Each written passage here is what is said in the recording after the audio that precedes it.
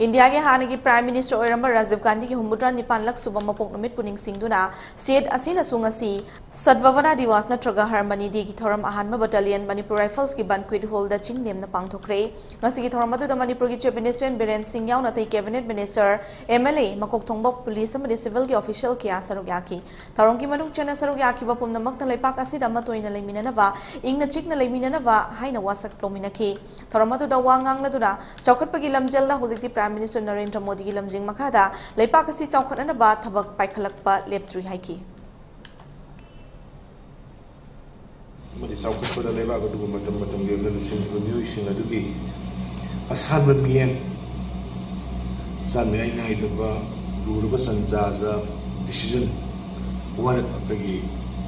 decision lobo ngamba di lengan pagi kanade neither will be spanned decision lobo ngamba karma decision praja gi hoiba praja gi interest adu leiba tu gi interest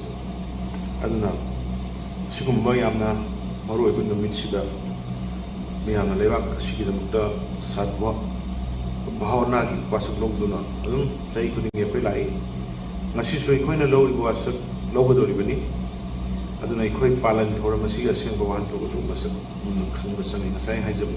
bangtho isi kari gi noi si mun khang kan da sumna sumna gi participation na taba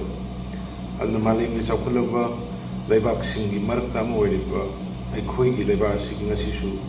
marak da hingsa pang ba thogok sing thokpa they talk another like politically instigate over